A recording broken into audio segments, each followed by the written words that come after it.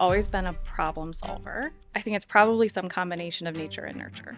Every time we hit a challenge as a kid and we would bring it to our parents, that was the ethos, was, well, go study it deeper, go understand it more, go spend more time on it. You can't just walk away from problems. Life is not that easy. If you are acknowledging the problem, why should you walk away from it? That was a big phrase in our house too. If not you, then who?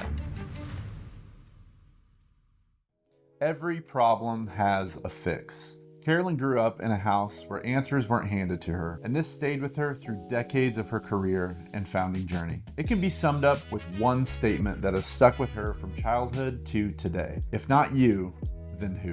After founding Plated Food Service, she's using that grit to go after a real problem in the healthcare and non-commercial food industry. In part one of this episode, she walks us through how she got there, what the actual problem is that needed solved, and why most people give up right before the answer shows. If you're a founder dealing with the same kind of stuff, I've got a few spots left for the free one-on-ones with me.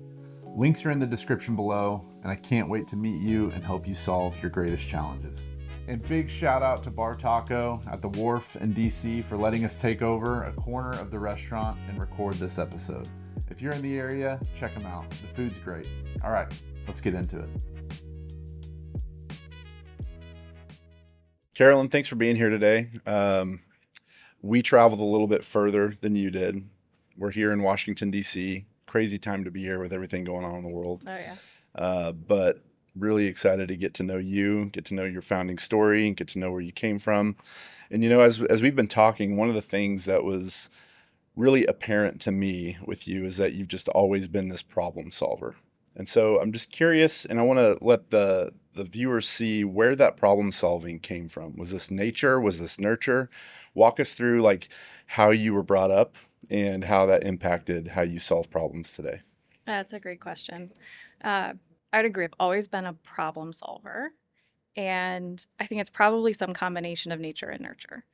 Because I look at my siblings and they're also problem solvers. So there was probably something in our house influencing that, but also probably something in a bit of our genetics that led us all to that same direction. Probably big concept in our house growing up was leave it better than you found it. And in order to leave it better than you found it, you not only have to be willing to be aware, but you also have to be willing to solve. And so if you see a problem, you can't just walk away from it, because then you're just co-signing that that's okay and that you accept that.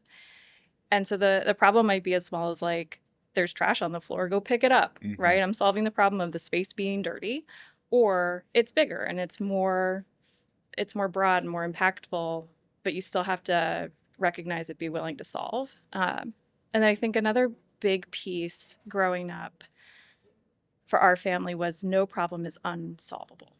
That's good. Every time we hit a challenge as a kid and we would bring it to our parents, that was the ethos, was, well, go study it deeper, go understand it more, go spend more time on it. You can't just walk away from problems. Life is not that easy. And so you have to be willing to commit to, if you're observing, if you are acknowledging the problem, why should you walk away from it? Yeah. Right? Somebody has to do it. That was a big phrase in our house too. If not you, then who? I love that. If not you, then who? Recently took my son on a birthday trip and we went rock climbing. Cool. And it was an indoor facility. And one of the things is they have to take these on the auto belays, they have to take the carabiner off and then put it on their own thing. He's 10 years old. And it was pretty hard to do. And I'm sure the other parents around me were looking at me oh, you lazy dad, not helping your kid, right? And I'm sitting here seeing all these parents helping their kid put the belay on and make sure they're not making a mistake. And at one point, one of the dads came over to try to help my son, and I was like, hey, don't help him. He's got this. He needs to learn how to do this on his own, have the mental fortitude to problem solve, and make sure that, he gets this experience of struggling through something and then knowing that he can actually achieve it. Was there anything like that in your upbringing that you were very autonomous? Your parents were driving you to be able to accomplish things maybe at the beginning you may not have been able to, but you were able to become confident enough to be able to take on these large problems? Oh, absolutely. And I love that you do that, because I do that with our son, and he's just turned 7. And we're constantly say hands off, like as the parents. Yeah. We've guided you here. You're in a safe space. Like you're not actually going to get hurt if you fail or if Yeah. something goes wrong. We've got an eye on it, but you have to be challenged by the world around you in order to become more resilient, right? Hmm. That was big in our house. So both of my parents were Navy officers. Okay. One is a USNA grad, and the other went in after college and went to the Uniform Services Medical School. So both of them had entered their like military service in kind of atypical ways. My dad was from a fairly reasonably poor immigrant family up in New England, and he was the first one of his family to go to college, first one to leave the area they grew up in. So he had a ton of challenges that he had to figure out largely on his own. There were no cell phones, right? Like calling home was expensive. Different time So back different then. time, right? And then my mom entered the military as a woman when not a lot of women were doing that. And then she entered the medical field and didn't want to be a nurse, Okay. wanted to be a physician. And that was also not very popular. So both of them had these kind of fairly significant trials as like young professionals, as young adults. And I think that they carried that with them heavily, right? Like their parents must have raised them to be resilient. And then they carried that forward and put that into my siblings and I as kids. And It's so, amazing. yeah, and it was a really unique childhood because not only were they naval officers and physicians, but they're both brilliant, so extremely successful in their fields, which meant they worked a ton. Yeah. And so we were kind of left to our own devices a Okay. lot, and we navigated the world, with their guidance and with the help of nannies and stuff. But we were really challenged to figure it out. That's And great. mom and dad were not always right there to hold your hand. And so you had to go and be willing to explore and be willing to find and overcome the challenges in your environment. Yeah. One of the challenges of that for me as a parent is that when you do that with your kids from a very early age, they start to push you. Yeah. Yeah. Like he'll jump off of cliffs at the lake where I'm like, please don't jump off this because I know I have to follow. Yes. Right. Or, we just recently went snowboarding and our 10-year-old is now much better than me at snowboarding and is wanting to go do the black Oh, no. hills. And I'm like, I don't really want to do that. So it's really cool yin and yang way of pushing yourself and pushing your people that you love and care about. So I see that too because my son takes ice skating lessons. Okay. We don't know what he'll do with the ice skating yet, but it's something that he wanted to do. And so he's like 2 sessions in. At the 3rd session, he was like, Mom, why don't you do it with me? Because you're not very good when we go to free skate. And I was like, yeah, that's fair. I'm not very good at ice skating. So I sign up, I take the session with him. And every time before we get on the ice, you just don't realize like what you're doing subconsciously, which when I look back, I'm like, oh, my parents were also doing that with me. But you get these like priming moments, right? And so I don't even realize that I'm priming my kid for challenges and encouraging him to be confident that he can do it. But I heard it because right before we get on the ice, he turns to me and says, "It's okay to fall. You just have to get back up." And I was like, what an amazing thing. I have been saying that to you, and Yeah. now that's just your nature. So I'm like, oh man, I think I did it. Nature We got or it. nurture, Yeah. right? I think, too, you pointed out there that like you subconsciously, when you become more resilient, when you become more autonomous, when you are someone that can take on challenges without fear of failure, you start to be this pace setter for those around you. And I look back sometimes at, some of my leadership development and can draw comparisons to that in my upbringing that, you can lead as an 8-year-old, you can lead as a 10-year-old. And I'm even seeing my 10-year-old now because of the ways that we've been able to push him and give him the freedom to fail and try really hard things and succeed.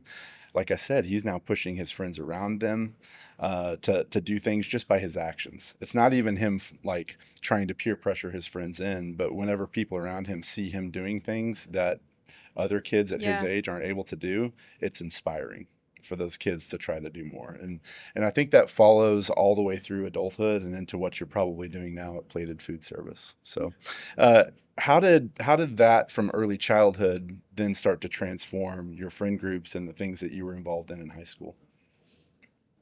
Yeah, that's a good question. High school is a weird time for me. I split my high school into 2 different schools. So I Okay. went from a very large public school to then a very small private school.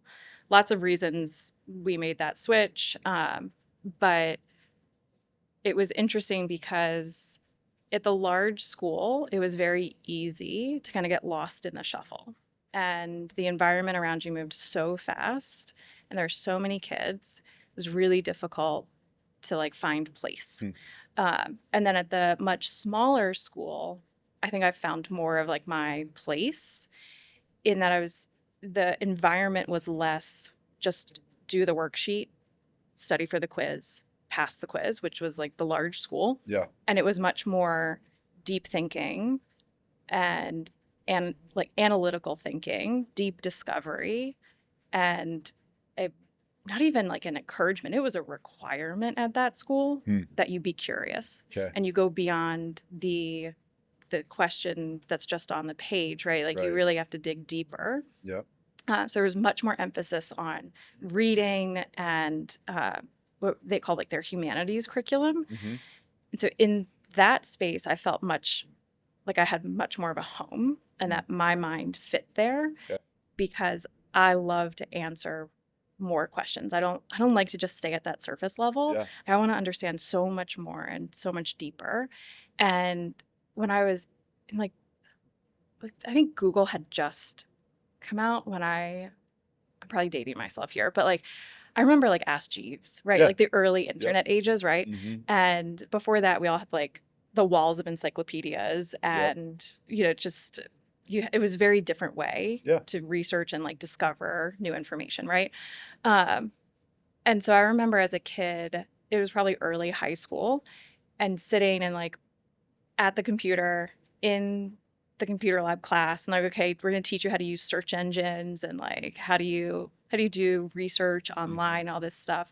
And I got so distracted that I nearly failed the class because I was just like, I can ask this thing anything. Like I can find all of this information and I'm supposed to just answer the top line and, you know, find the answer to this thing on the internet. And meanwhile, I'm like completely down a rabbit hole trying to find more information. And so I was kind of really failing in that space. So when we went to the smaller school and that was encouraged, it was completely different.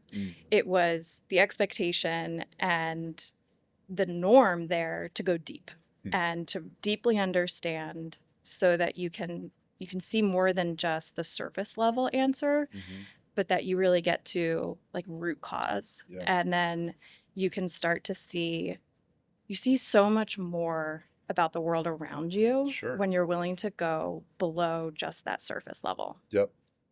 I think for my wife and I, you know, we homeschool our kids, and really it's not we, she homeschools our kids, and she does such an amazing job at it. And, you know, when we were looking at homeschool curriculum early on, I think you're hitting on one of the things that we really attached ourselves to, and that was like the Charlotte Mason style homeschooling, where it's more ideas based and less fact based.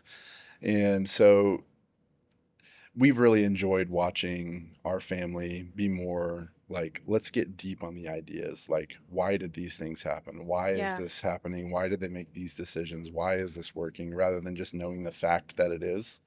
And instead of going wide, it sounds like you were encouraged to go really deep on certain things that you were interested in.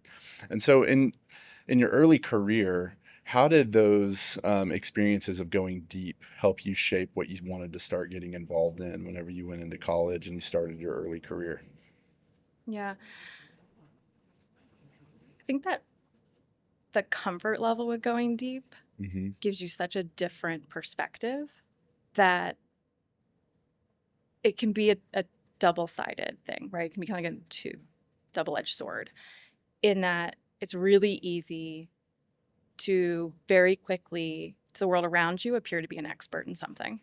And then people think you're really good at it and you must have a passion for it. So you have to continue that because you found your passion, where in fact you might have actually just kind of been on a bit of a fixation and needed to deeply understand something so that you can walk away from it and go to the next thing, right?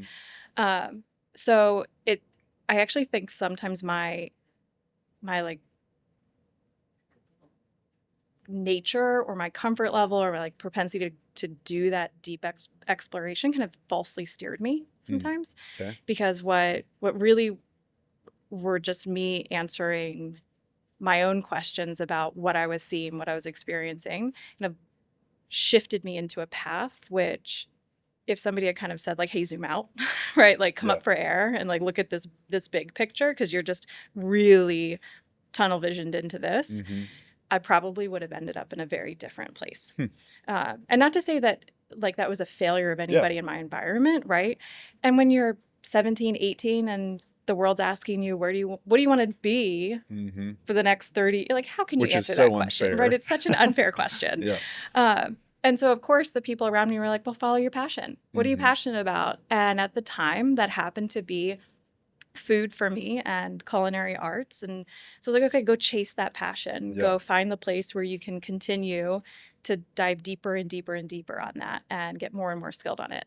And so I ended up in culinary school, which also was like a hint of my rebellious years because my parents, I think, had aspirations that I would go to like really highly intellectual Ivy League school, right? Okay. And like do something amazing by their Mhm. standards. And here I am with this like creative mind that's just trying to navigate my 17-year-old, 18-year-old world, right?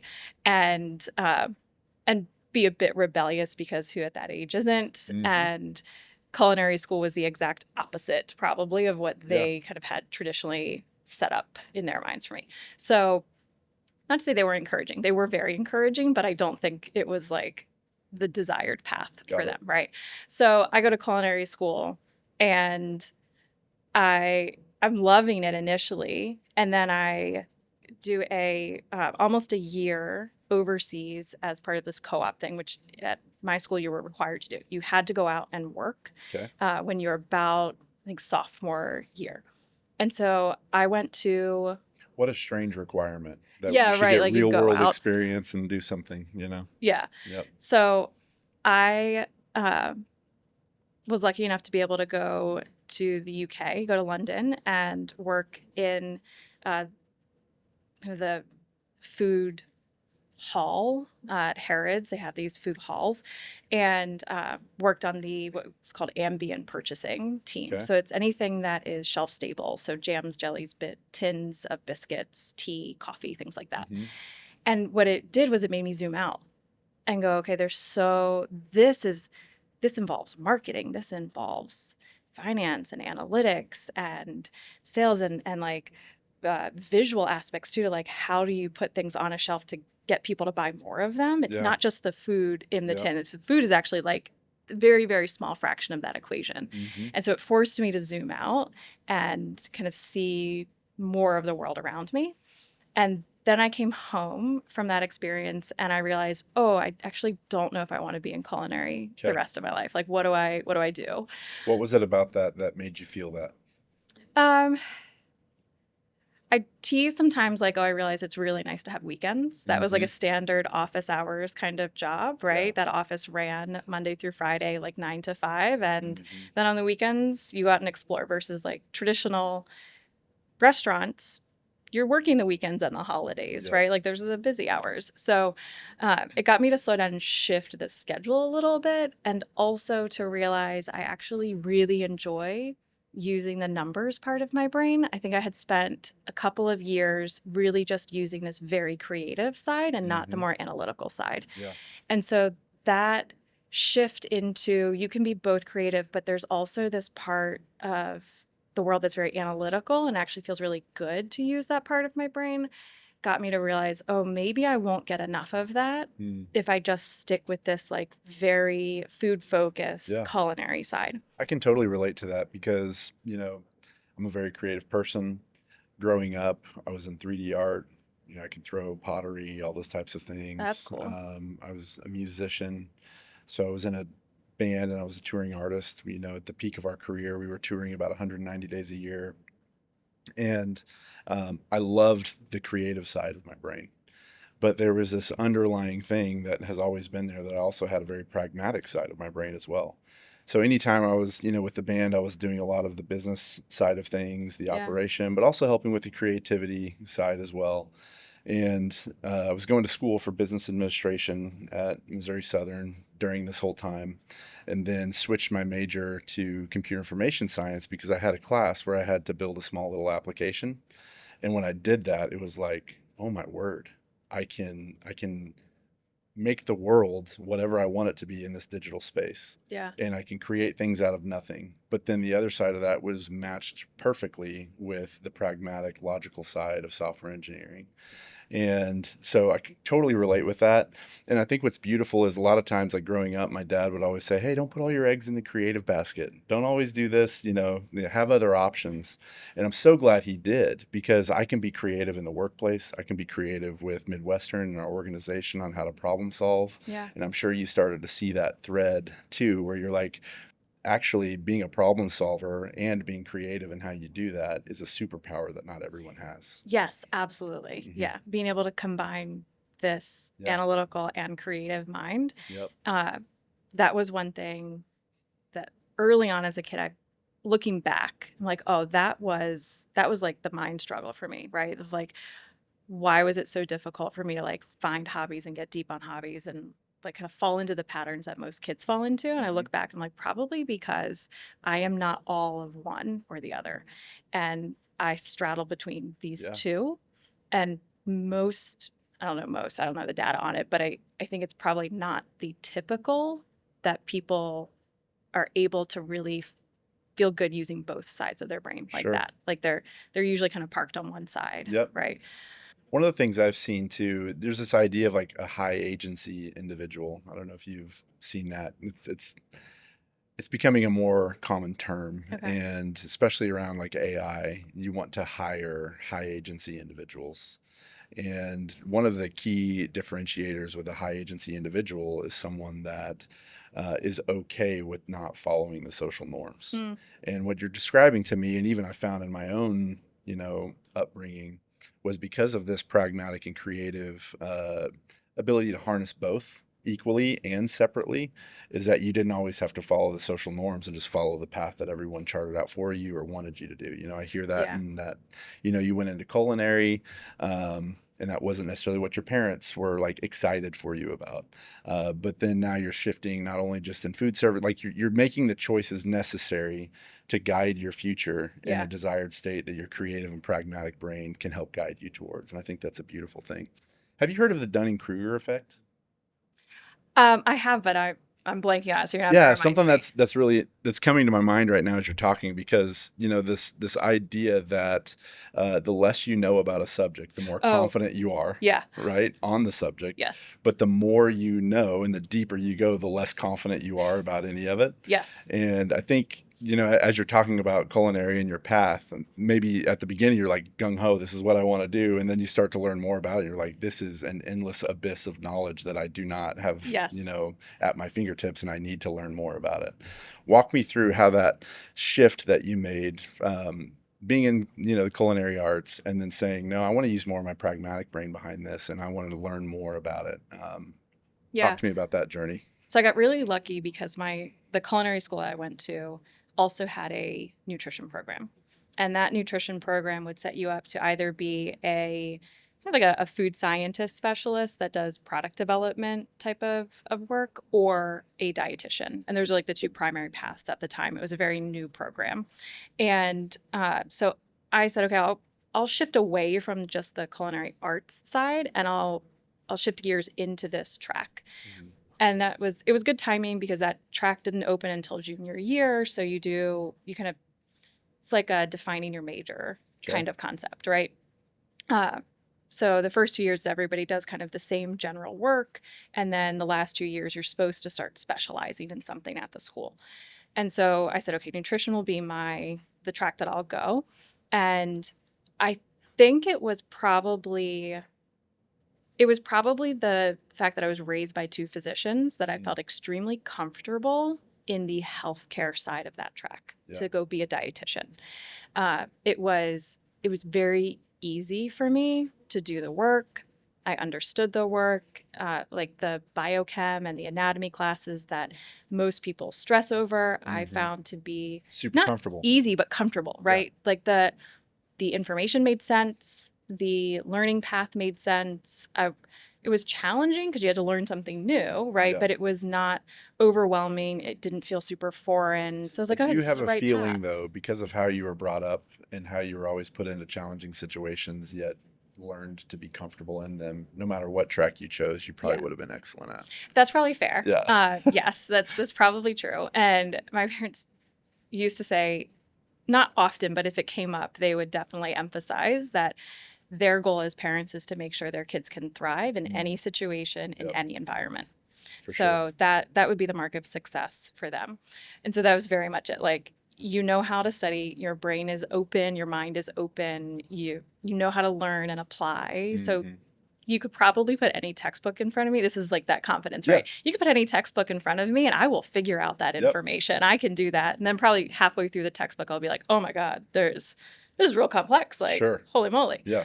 Um, Dunning-Kruger. that's exactly.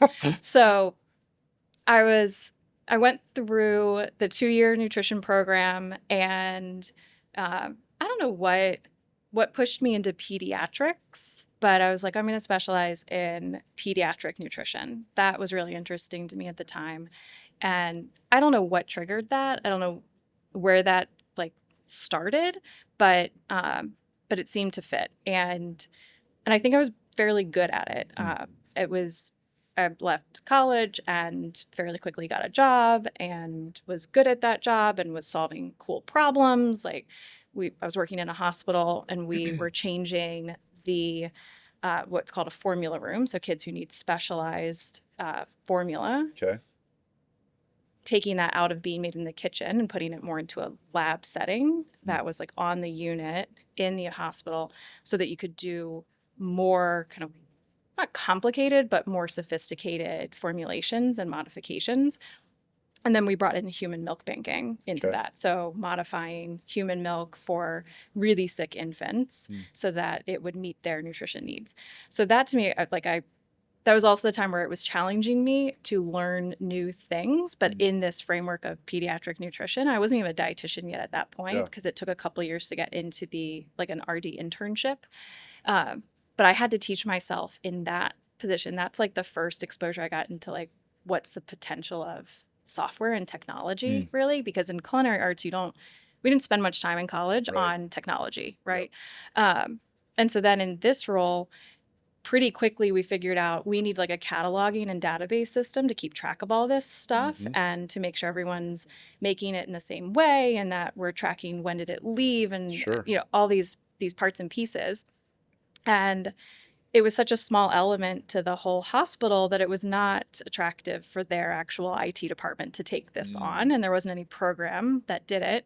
There was a woman in the office who had started to figure out, I think it was just database, Microsoft program, like old school, build a data set and you can link it with a bunch of macros and stuff, right? Yep. And she literally dropped the Microsoft Access? Access, that's what it was, yeah. She literally dropped the textbook on how to use Access, those big chunky manuals they used to publish, onto my desk one day and said, I can't be the only one that knows this. You got to help me figure this out. Dropped it on my desk and I was like, okay, I'll read and I will figure it out and we will learn it and set it up and do it. And that was the click for me of like, oh, technology can really do so much. Superpower. Yeah. Yeah. That's great. Yeah. And I think, one of the beautiful things that I'm hearing too is that like you were able to really serve people through that skill set. I mean, like working with kids. And I think, in anything we do, we have the ability to use the gifts and talents that we've got to serve humanity in a really beautiful way. And I think it's just really cool that, your track, not only did you have the ability to do these things, but you did them with an attitude of servitude for those that you're using these gifts for. So that's amazing. How did you go from the pediatric side and then continuing in your career that led you to plated food services? Yeah. So I was working I eventually got into a dietetic internship and kind of made it through that and got a job as a dietitian and realized that while the work of a hospital dietitian is super important and very interesting work, it probably wasn't the best fit for me. That there was always a new problem to solve because every person that comes in, every patient that you see has a unique problem. Yeah. The one-on-one felt to me like really limiting. And even though I love to work one-on-one with the families, and because in treating pediatrics, you're treating so much more than just the patient. You're Right. often like really working on a whole family concept Yeah. there. The care providers, the guardians, right? There's so much more than just the patient. But I think I was starting to feel like I want to solve a bigger, I want to understand things at a broader context. And so I started looking at roles in, I did like a brief stint in kind of some like program and process consulting work. And then took on a position with Women, Infants, and Children, Okay. WIC. And I was really lucky in that a position opened up at the time that was a really unique combination of project-based work because there was a huge amount of tech transformation that was happening at WIC at the time, but also policy work.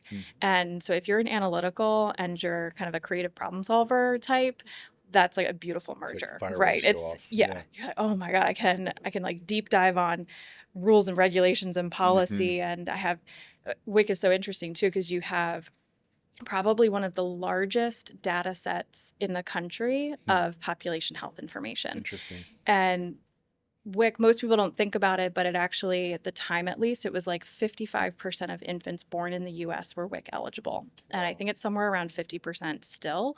But when you think about and there's like 10,000 WIC clinics across the US states, territories, and islands and stuff, right? Okay. So you've got federal code that's then got to get disseminated down to 10,000 clinics across all these jurisdictions and To all the families. all the families Yeah. then, right?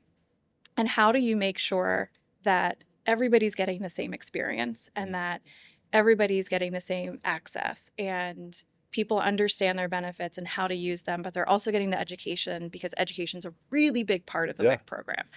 And so it's when you look at the program as a whole, it's really fascinating.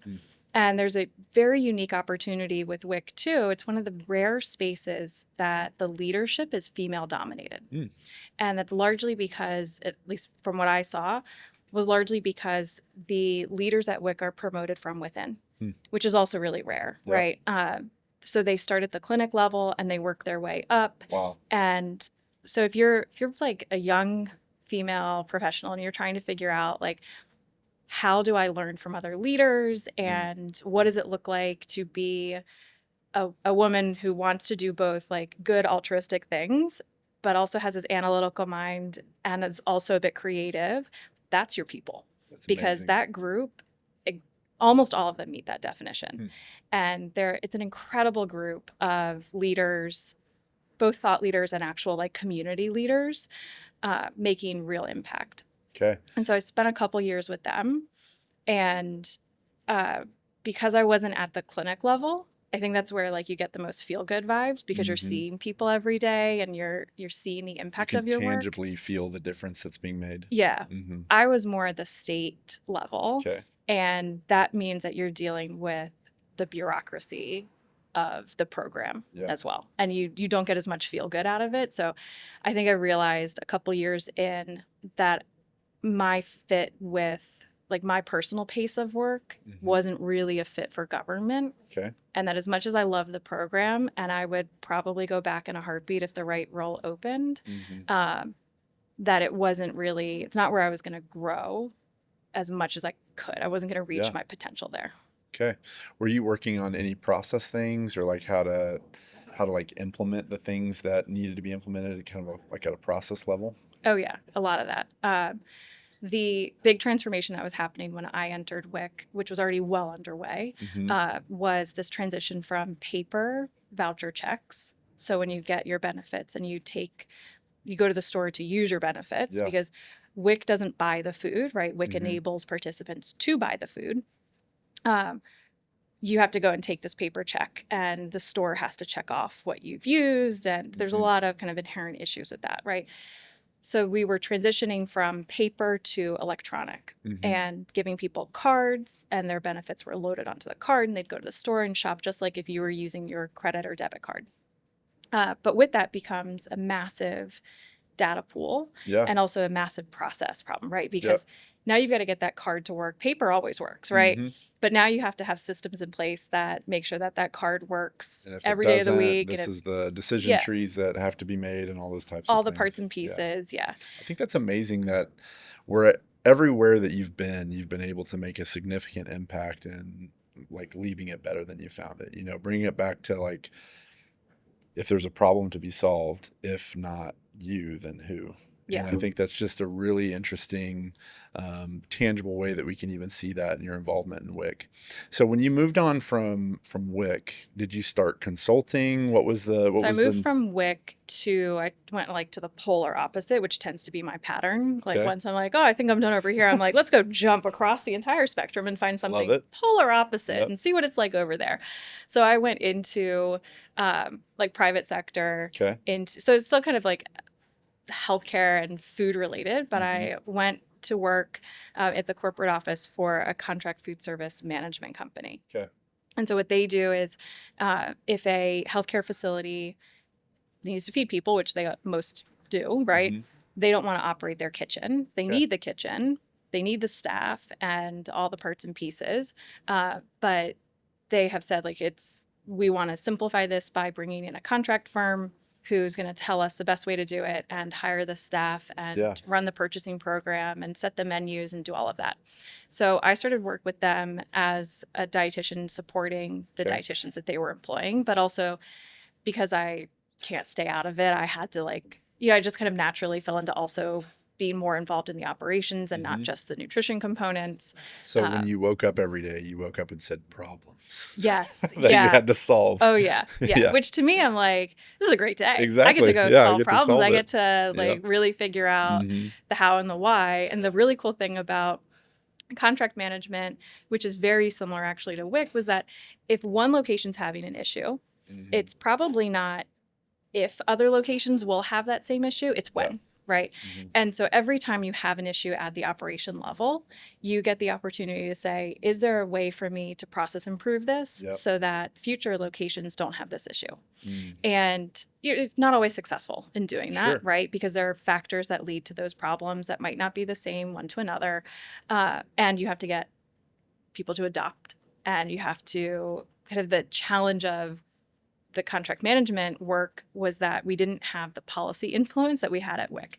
At WIC, it was really easy to say, we keep seeing this problem, we're changing this policy, and everybody has to follow this policy. And because it's government work and you're audited, it's not easy to get people to follow the rule book, but it's a very clear understanding of the risk of if you don't, right? Whereas in contract management, not that it's like the Wild West or anything, but these are kitchens. They're just trying to feed people every day and do it in the safest possible way. And a lot of these operators have found their way to do it. So if you come in and say, hey, I think there's a better way to do this, it's a very personal thing. So, and you're also working with people who are far more creative mind. And so if you're trying to sell them on the data side of, hey, I've observed and I've collected and I've analyzed that I can shave, 3 seconds off your tray build time if you were just to do X, Y, and Z.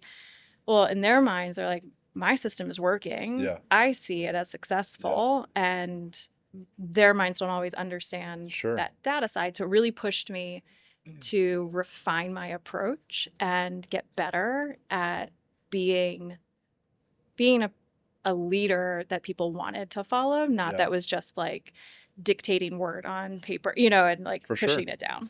And I think that's just more of a use case for the power of the creative and the pragmatic, that you're able to operate in both realms in a way to galvanize a team around a given vision or a given desired future outcome.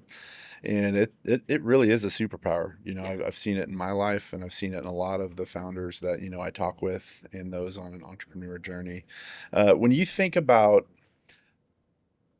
what you wanted to do and how all of this stuff that you experienced built you in a uniquely positioned way for what was next. What was a catalyzing moment that got you starting to think, I've been doing this for a lot of other people. I've been a great steward, and I think stewardship and ownership are really cool distinctions, right? And I think a great owner has to be a great steward. And what I'm hearing from you within your career is that every position that you were put in, you stewarded it well as if you owned it, and you operated on behalf of not only those that were receiving the care, but those that were driving the care and that owned it. And as you transition into being an owner now, what was that catalyzing moment that made you shift from like, okay, I'm done being a steward and not owning, and now I want to transition into owning and stewarding? Yeah, I think it was if not you, then who? Yeah. Because what we've built at Plated Food Service is an answer to an operational gap, a market gap that we saw at the contract management side. So we were trying to answer this question of how do we get into a slightly different market, and how do we build a new service model that's more attractive to that market, that solves their problems and is more sustainable there. And in that, the problem itself was like really obvious, but why it hadn't been solved was not super obvious to me. Yeah. And the more time I spent on the problem, on the market gap, and trying to figure out why is there not a solution yet? This is not a new problem in the market. It became apparent that it was I don't want to say it was a lack of willingness. It was a lack of like market response to go and build the solution. And all of the technology, all of the how was out there in different industries. It just had to be pulled in to make sense for this industry. So it kind of came back to that question of, well, yeah, we know the solution. Somebody has to go build it because it's probably not an attractive enough. It's not like a sexy startup, right? Nobody like wakes up and is like, man, I'm dying to go solve non-commercial food service problems, right? Like that is not what people are clamoring to get into. Yeah.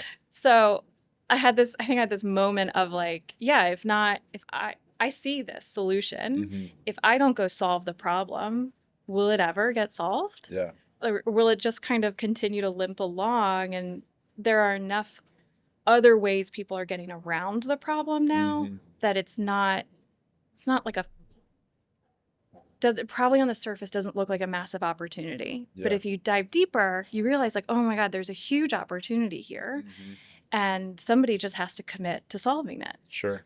So I was really, really lucky, because it's not always just that willingness to commit that gets you to be an owner.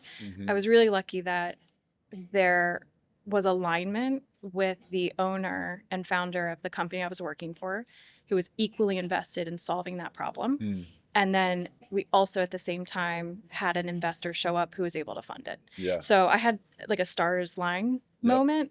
And when I sat and asked myself the question of like, do I want to stay with the work I'm doing, or do I want to leave that work and go build this? The thing that kept coming back was, well, if I don't go build it, who will? Yeah. Because I can't hand this off to somebody, because I don't know if they see it in the same way that I do, if they'll be able to pull all these pieces in and together. I couldn't just write the script for it. Right. So I think what's beautiful about that is whenever there is, a founder who doesn't know they're a founder yet, who's making that jump to become an early founder of something, there's a lot of different tensions that can exist. And I think one of the early distinctive factors is that when someone sees a problem, they're not just going to ignore it. It's like, it's something that they latch onto it and they feel like it needs to be solved. They'll go deeper and they can't like stop thinking about it. And I think what's beautiful about your story too is not only was that there, but there was also the ability to have a great partner, it sounds like. There was the ability to have a great investor. And the underlying factor with all of this is that you had intimate knowledge of the healthcare space. You had intimate knowledge of culinary food service. You had intimate knowledge of what it looks like to steward a program for the benefit of others and not just the investors and not just you personally. And all those stars aligned to put you on a track and a journey with plated food service that is going to make a significant impact to not only the lives that are going to be enjoying the benefits of this, but also the family members of the loved ones that are going to be enjoying the benefit of it. And I think that's a beautiful thing.